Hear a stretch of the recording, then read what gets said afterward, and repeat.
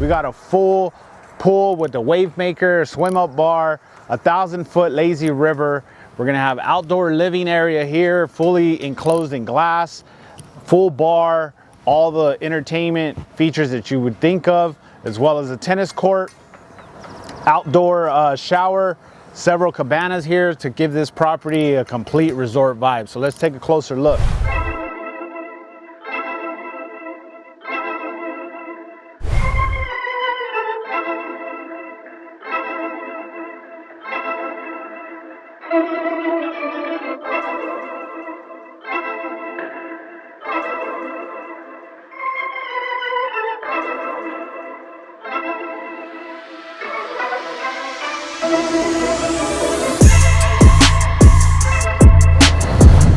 So what's the biggest project you've ever seen? So here we're in Riverside, California today, and this is a project that was started with the homeowner and several contractors. They were trying to tackle a lazy river with a big spa. This is actually the second pool on this property. The concept is 1,000-foot lazy river, a little main pool here with a wave maker, swim up bar with stools.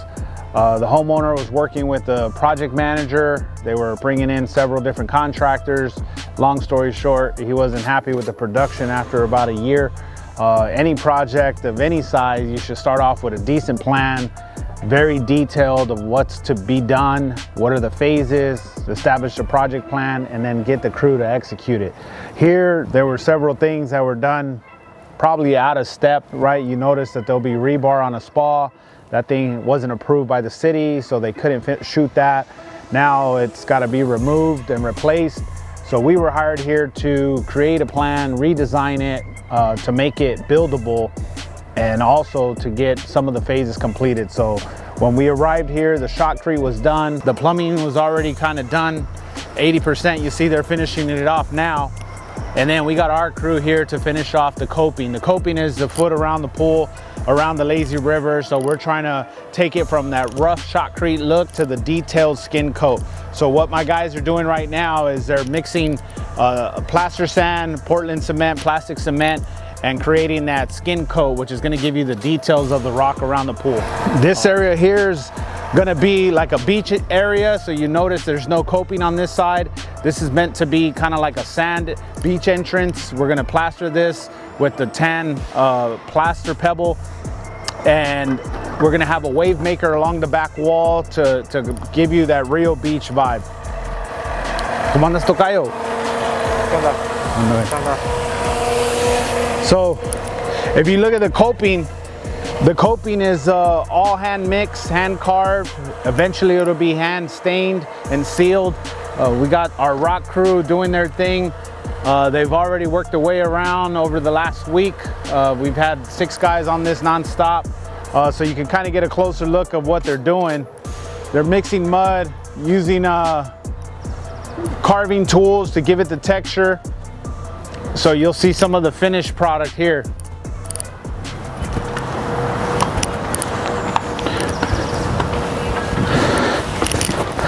So these little notches, these are meant to be little access points, rest areas as you're going through on your inner tube. You have these pop outs where you can sit down, take a rest, or just use it to get in and out of the lazy river. This area is gonna be a sunken bar area, and we're gonna have this covered with the patio cover and the wave maker on that side. So you can either go in the beach or go to the river, all from the same project.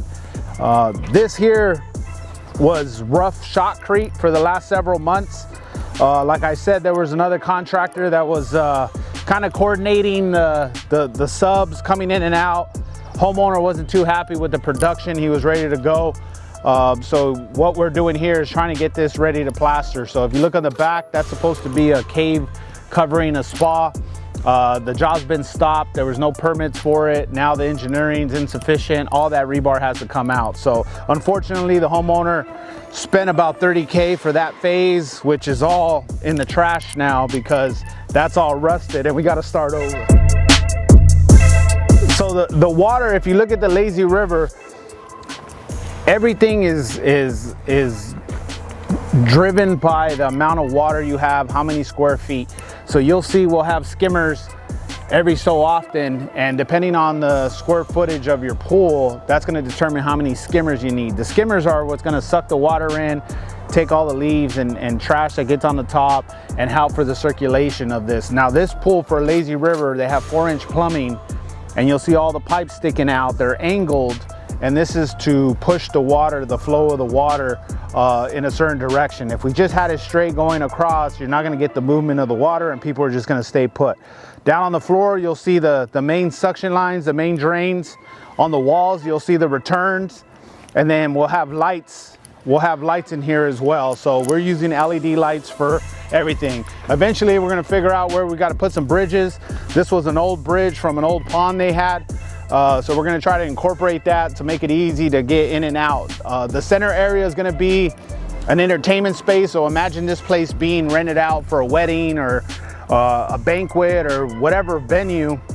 They can have plenty of flat surface area for them to put up chairs, tents, a dance floor, whatever they wish. So we're planning to just put turf here, and we'll have a sunken area, which we'll show you in a bit. Now let me show you the bad part about this project. So when this client called me, he said, man, I need your help. I came to look at the job. The first thing that grabbed my attention was this.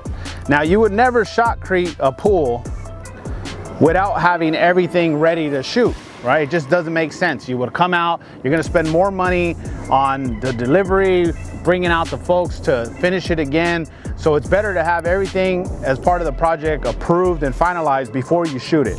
So I don't know if this was a case where a contractor wanted to collect another check. So he said, let me go ahead and shoot this, knowing that it was gonna make it harder to do it after the fact. But whatever the reason is, this has to be completed now, and that means ripping it all out and starting over because the rebar is not the right size. They started this without engineering approval. Engineering came back and said, hey, this rebar is too small for what you're trying to do. The span of the grotto is too wide for standard engineering, so it's got to come out and we got to redo it. So the concept here, you see this pretty thick rebar, this is number 4 rebar, 6 inches on center. It looks pretty strong, but for whatever reason, you have to follow the engineering requirements, and this is way too small. This was meant to have a walkway around the spa. It's a huge spa. You'll see a lot of jets, and you're meant to have access from the dry side. So this is gonna have a dry side and a wet side on this project. So if you look at here, this is what the shotcrete looks like when it's rough. So it's just kind of hand spread. You see all the lines, those are actually finger marks. They kind of just spread it so you can have a base to put your finish coat. So this is the raw shotcrete, and there's your finished rock work without the stain. So let's take a look at the plumbing. You see the big old pipes here. Regular people use about 2-inch, 2.5-inch plumbing. This is a 4-inch pipe. So any pool of this size is going to be pretty expensive to plumb, no matter what the size is. Now, this pool is actually about the size of 4 regular pools. So you can imagine your plumbing bill multiplied by 4. That would be a basic starting point. So here's where all the plumbing kind of connects to your main pool equipment. This job is going to take 10 to 12 pumps, 2 panels, 3 filters, 3 heaters, 25 lights, UV ozone system, no more salt, and all the bells and whistles that come with it. So full automation, control from your phone. You see the pad, it was formed there to kind of fit all that equipment. And we had another challenge here. So this property, being that it's so large, there's a natural drainage that comes from the city. If you look up here, there's a huge concrete pipe, and you can kind of see the mud that's forming from the drainage on the street. So if you look down there, there's a little pond with a huge pipe. So somehow this water has to keep going down the property, and it just so happens to cross through the equipment. So this was something that was unplanned, unforeseen. Now we got to deal with it. So we're here, we're going to try to figure this out and get this water out and about. The guys are still finishing up their plumbing. The right side of the property here, This is gonna be your cabana area. So we're gonna have a lot of cabanas, kind of rest out, like the Vegas vibe. Up on that elevated platform, there's gonna be a big outdoor living covered area, glass panels. It's a high wind area, high dust here, so you can close it or open it as you wish. Fully modern bar with all the bells and whistles on it. So the next step would be let the plumbing guys finish their work, backfill all this stuff, get it ready for decking, and clean up all the weeds and get our grass in. So the one question that homeowners always ask, and this is, you know, obviously need to know, is how long is this gonna take? So what we have left is stain the rock, plaster the pool, finish the electrical, install the equipment, do the hardscape, do the softscape. That I would budget about 4 to 5 weeks. The structures, those are a complete separate project. So you're gonna have an outdoor restroom, changing area, you're gonna have the outdoor living area. We don't even have permits for that yet, but I would budget between 7 and 8 weeks for those individual structures. 7 to 12 shovels of plaster sand to a full bag of cement. That gives you this creamy mix that they can work. And then sandy, not that creamy, but yeah. Water has to be not too wet, too dry. Yeah, so it's like baking a cake, right? You gotta have it just right. The Goldilocks mix. sir, that gives you that good, and then also that's good for later for carving. Yeah. It doesn't like take off too much, and depends where you're carving it. Yeah, you could carve it good too. You gotta wait. How long you gotta wait to carve it? Depends. Like right now we like 20 minutes, like 25 minutes probably. Yeah. 25-30 minutes. Yeah. What do you do if you wait too long and it gets too hard? Start over? Yeah. Gotta scratch and do it all over.